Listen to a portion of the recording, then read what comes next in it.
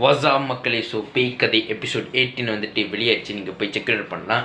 So இது வந்து ஒரு பயங்கரமான எபிசோடு இருக்குமா தெரியல. ஆனால் கதையை நான் ரியாக்ஷன் பண்ணியிருக்கேன். பேய்டெரி பாட்காஸ்ட்டை தான் நான் ரியாக்ஷன் பண்ணியிருக்கேன். நீங்கள் போய் செக் அவுட் பண்ணி பாருங்கள், உங்களுக்கே தெரியும். வளவெல்லாம் பேச வரும்ல.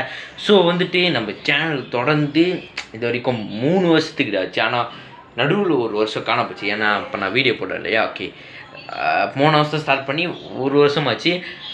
80 வீடியோ. இப்போ இந்த பேய் கதை எபிசோட் 18 வந்துட்டு 80வது வீடியோ. ஸோ தொடர்ந்து 80 வீடியோ போயிடுச்சு மக்களே. 227 சப்ஸ்கிரைபர்ஸ் தான் வந்துட்டாங்க. இது எல்லாத்துக்கும் காரணம் யார்? நீங்கள் தான். உங்களுக்கு தான் பெரிய தேங்க்யூ. நீங்கள் இல்லைன்னா நானும் இல்லை, இந்த தமிழ் பிக்சர் சேனல் இருக்காது. என்னோடய முருகனும் இல்லைன்னா இந்த சேனல் கண்டிப்பாக இருந்திருக்காது.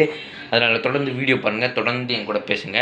ஸோ பேய் கதை இந்த எபிசோட் 18 வரைக்கும் போயிடுச்சு. இந்த இதுக்கு வெட்டு நடை போடும் இதுக்கே நீங்கள் தான் காரணம். ஸோ இதே மாதிரி மேலும் மேலும் இந்த கதைகளை கேட்கணும்னு நினச்சிங்கன்னா சப்ஸ்கிரைப் பண்ணி வச்சுக்கோங்க. ஸோ அடுத்த வாரம் இன்னும் சுவாரஸ்யமான கதைகளுடனும் ரியாக்ஷன்ஸுடனும் டாக்ஸுடனும் நான் வரேன். அது மட்டும் இல்லாமல் இந்த பேய் கதை எபிசோட் கீழே பண்ணி இந்த வீடியோ டேக் பண்ணியிருக்கல கீழே பண்ணிடுங்க.